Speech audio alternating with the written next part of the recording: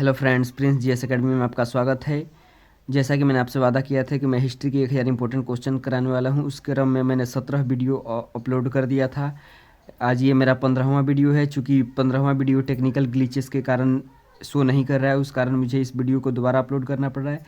आप किसी भी प्रकार के एग्ज़ाम की तैयारी करते हैं, जैसे एसएससी, रेलवे या किसी भी प्रकार के स्टेट एग्ज़ाम, तो उसके लिए वीडियो बहुत महत्वपूर्ण होने वाला है। इस वीडियो में हम गुलाम वंश दिल्ली सल्तनत के अंतर्गत आता है, उसी से संबंधित 20 महत्वपूर्ण प्रश्न करेंगे। जो ये वो प्रश्न है जो बार बार कॉम्पिटिटिव एग्जाम में पूछे गए हैं। तो चलिए वीडियो शुरू करते हैं। वीडियो अच्छा लगे तो लाइक और शेयर करें, चैनल को सब्सक्राइब करें। चलिए शुरू करें। तो मैं आपको बता दूं कि मैं पहला प्रश्न शुरू करने से पहले दिल्ली सल्तनत के बारे में कुछ महत्वपूर्ण तथ्य आपको बता देता हूं। दिल्ली सल्तनत में कुल 5 वंशों ने शासन किया, जिसमें से पहला था गुलाम वंश। इसमें पहला था गुलाम वंश। दूसरा वंश था आपका खिलजी वंश। दूसरा वंश था खिलजी वंश। तीसरा था आपका तुगलक वंश। चौथा था सैयद वंश। पांचवा था और अंतिम जो दिल्ली सल्तनत का था वो लोदी वंश था। तो मैं आपको बता दूं कि मैं गुलाम वंश, खिलजी वंश, तुगलक वंश से सभी 20-20 महत्वपूर्ण प्रश्न करा चुका था। लेकिन 15वां वीडियो जिसमें गुलाम वंश से मैं प्रश्न करवाया था, उसको टेक्निकल कमी के कारण वो शो नहीं कर रहा है। उस कारण मुझे ये वीडियो दोबारा अपलोड करना पड़ रहा है।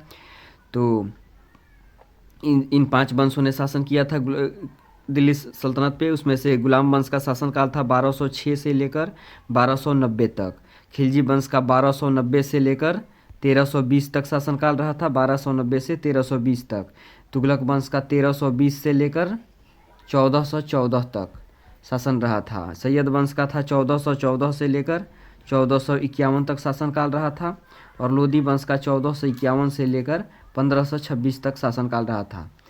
तो अब मैं आपको दिल्ली सल्तनत के बारे में इम्पोर्टेंट फैक्ट बता दिया। मैं आपको बता दूं कि इसका एक ट्रिक भी होता है दिल्ली सल्तनत पर शासन करने वाले 5 वंश का। तो इसका ट्रिक होता है गुलाब खिले तो सांस लो। गुलाब खिले तो सांस लो। तो इस ट्रिक के माध्यम से आप दिल्ली सल्तनत के 5 वंश का नाम याद कर सकते हैं। गु से गुलाम वंश हो जाएगा, खी से खिलजी वंश, स से सैयद वंश, तो से तुगलक वंश, ल से लोदी वंश। 3-5 वंशों का एक ट्रिक के माध्यम से याद कर सकते हैं। तो चलिए पहला प्रश्न देखते हैं। गुलाम वंश की स्थापना किसने की थी? तो इसका सही आंसर हो जाएगा Qutubuddin Aibak. Option number A, Qutubuddin Aibak ने गुलाम वंश की स्थापना की थी। वह गौरी का गुलाम था। इसने 24 जून 1206 ईस्वी को गुलाम वंश की स्थापना की थी। यह मोहम्मद गौरी का गुलाम था। मैं पिछले वीडियो में आपको मोहम्मद गौरी के बारे में बताया था। आइए देखते हैं दूसरा प्रश्न। कुतुब मीनार का निर्माण किसने पूरा करवाया था? ये कंफ्यूजिंग क्वेश्चन है, तो इसको ध्यान से देखिएगा। कुतुब मीनार का निर्माण किसने पूरा करवाया था? Option A Qutubuddin Aibak, B Iltutmish, C Razia Sultan, D Firoz Shah Tughlaq. तो मैं आपको बता दूं कि कुतुबुद्दीन ऐबक ने इसकी नींव डलवाई थी। कुतुबुद्दीन ऐबक ने कुतुब मीनार की नींव डलवाई थी। इसके समय 1 मंजिल तैयार हो पाई थी, लेकिन इसको पूरा करवाया था इल्तुतमिश ने। इसने कुल 4 मंजिल बनवाई थी और इसकी ऊंचाई कुल 225 फीट थी। तो इसके निर्माण को पूरा करवाया था इल्तुतमिश ने। मैं इसके बारे में थोड़ा सा और एक इम्पोर्टेंट फैक्ट बता दूं कि जब फिरोज शाह तुगलक वंश का शासन कर रहा था दिल्ली सल्तनत पे, तो जब बिजली गिरी तो कुतुब मीनार का 4थी मंजिल टूट गई थी। तो 3 मंजिल बची थी। तो 4थी मंजिल को साफ सुथरा करवाकर फिरोज शाह तुगलक ने 2 छोटी छोटी मंजिलें ऊपर बनवा दी थी। तो इस तरीके से 3 मंजिल पहली थी और 2 मंजिल फिरोज शाह तुगलक ने बनवा दी। तो कुतुब मीनार कुल 5 मंजिल की हो गई थी और ऊंचाई पहले जो 225 फीट थी वो बढ़कर 234 फीट हो गई थी। तो उम्मीद है कि आपको कुतुब मीनार से संबंधित सारे फैक्ट क्लियर हो गए होंगे। तो चलिए अगला प्रश्न देखते हैं। तीसरा प्रश्न। निम्नलिखित में किस शासक को लाख बख्श कहते हैं? ए मोहम्मद गौरी, बी अलाउद्दीन खिलजी, सी बलबन, डी कुतुबुद्दीन ऐबक। तो लाख बख्श का अर्थ होता है लाखों का दान देने वाला। तो इसे कुतुबुद्दीन ऐबक को यह कहा जाता है। इसका प्रश्न नंबर डी सही हो जाएगा। देखते हैं चौथा प्रश्न। कुतुबुद्दीन ऐबक की मृत्यु कब हुई थी? तो ऑप्शन देखते हैं। ए 1210, बी 1211, बी 1219, सी 1227।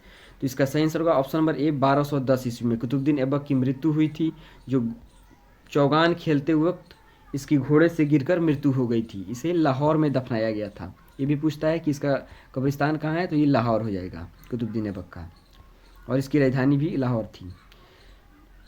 देखते हैं पांचवा प्रश्न, कुतुबुद्दीन ऐबक का उत्तराधिकारी कौन था? ऑप्शन ए इल्तुतमिश, बी आराम शाह, सी रुकनुद्दीन फिरोज, डी नसरुद्दीन महमूद। तो पांचवा प्रश्न का सही आंसर हो जाएगा, इसका सही आंसर होगा ऑप्शन नंबर बी आराम शाह।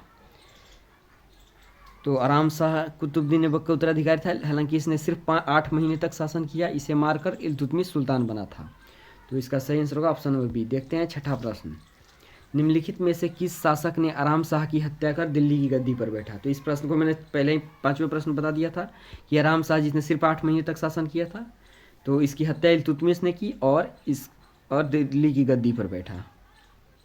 तो देखते हैं सातवां प्रश्न। मैं आपसे बताना चाहता हूं कि आप वीडियो को पॉज करके खुद से आंसर देने का प्रयास कीजिए और कमेंट में बताइए कि 20 में से आपके कितने प्रश्न सही होते हैं। निम्नलिखित में किस शासक ने राजधानी को आगरा से दिल्ली स्थापित किया था? तो option A Balban, B Iltutmish, C Qutubuddin Aibak, D Ruknuddin Firoz. तो इसका सही आंसर हो जाएगा ऑप्शन नंबर बी इल्तुतमिश। जैसा कि मैंने आपको बताया था कि कुतुबुद्दीन ऐबक के समय राजधानी लाहौर हुआ करती थी, और लाहौर से इसने आगरा हुआ करती थी, सॉरी, कुतुबुद्दीन ऐबक के समय राजधानी आगरा थी। आगरा से इल्तुतमिश ने इसको दिल्ली स्थानांतरित किया था। देखते हैं, और मैं आपको बता दूं कि कुतुबुद्दीन ऐबक को दफनाया गया था लाहौर में, लेकिन उसके समय राजधानी आगरा थी। ये देखते हैं आठवां प्रश्न, इल्तुतमिश की मृत्यु कब हुई थी? Option A 1236, B 1240, C 1238, D 1246। तो इसका सही आंसर हो जाए ऑप्शन नंबर ए, इल्तुतमिश की मृत्यु 1236 ईस्वी में हुई थी, और इसका उत्तराधिकारी रुकनुद्दीन फिरोज बना था। वह एक अयोग्य शासक था। उसके बाद इसकी बेटी रजिया सुल्तान बनी थी शासिका। तो आइए नौवां प्रश्न देखते हैं, मध्यकालीन इतिहास की एकमात्र मुस्लिम महिला शासिका कौन थी? Option A Razia Sultan, B Hazrat Mahal, C Nur Jahan, D Hamida Bano Begum. तो इसका सही आंसर होगा option number A Razia Sultan. यह इल्तुतमिश की मृत्यु के बाद रुकनुद्दीन फिरोज गद्दी पर बैठा था। रुकनुद्दीन फिरोज यह एक अयोग्य शासक था। इसके हटाकर रजिया सुल्तान को गद्दी पर बैठाया गया था। तो एकमात्र महिला शासिका थी जो टोपी पहनकर जाती थी। ये देखते हैं 10वां प्रश्न, रजिया सुल्तान का उत्तराधिकारी कौन था? ए अलाउद्दीन मसूद, बी शम्सुद्दीन कैमूर, सी बहराम शाह, डी बलबन। तो रजिया सुल्तान का उत्तराधिकारी था बहराम शाह। तो इसका ऑप्शन सही होगा सी। देखते हैं 11वां प्रश्न, बलबन किसका गुलाम था? ए रजिया सुल्तान, बी कुतुबुद्दीन ऐबक, सी इल्तुतमिश, डी जमालुद्दीन याकूत। तो बलबन जो कि इल्तुतमिश का गुलाम था। देखते हैं 12वां प्रश्न, फारसी रीति रिवाज पर आधारित नवरोज त्यौहार को मनाना किस शासक ने प्रारंभ करवाया था? तो इसके ऑप्शन देखते हैं, ए कुतुबुद्दीन ऐबक, बी इल्तुतमिश, सी बलबन, डी नसरुद्दीन महमूद। इसका सही आंसर का ऑप्शन नंबर सी बलबन। आइए देखते हैं 13वां प्रश्न, बलबन दिल्ली की गद्दी पर कब बैठा था? Option A 1260, B 1266, C 1272, D 1278। तो इसका सही आंसर का ऑप्शन नंबर बी 1266 में बलबन जो कि बहाउद्दीन के नाम से गद्दी पर बैठा था। देखते हैं 14वां प्रश्न, हौज सुल्तानी का निर्माण किसने करवाया था? Option A Qutubuddin Aibak, B Mohammad Ghori, C Balban, D Iltutmish.